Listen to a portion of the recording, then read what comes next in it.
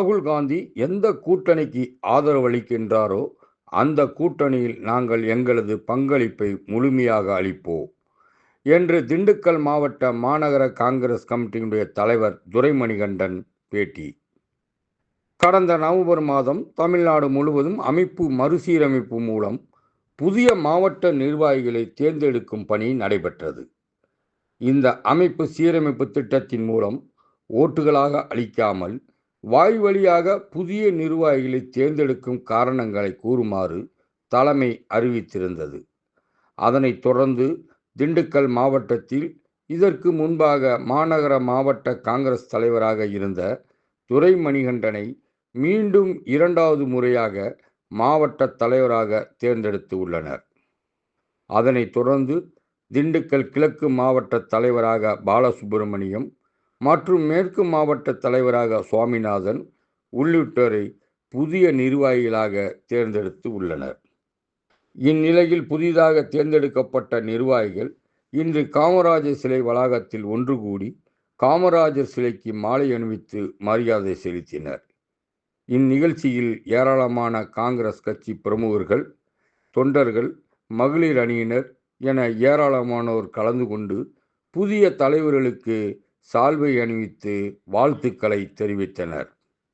அதனைத் தொடர்ந்து தாடிக்கொம்பு சாலையில் அமைந்துள்ள காங்கிரஸ் கட்சி அலுவலகமான நேரு பவனில் 3 மாவட்ட தலைவரும் செய்தியாளருக்கு பேட்டியளித்தனர்.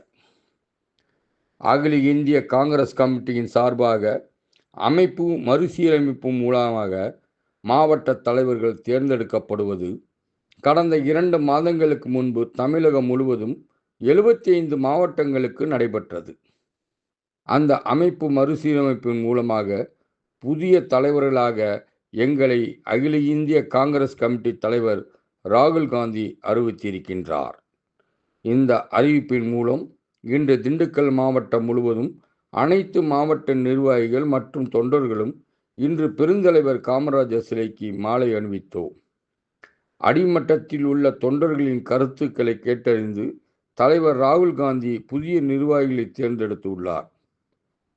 புதிய நிர்வாகிகளான நாங்கள் திண்டுக்கல் மாவட்டத்தில் கண்டிப்பாக ஒரு தொகுதியாகவும் பெறுவோம்.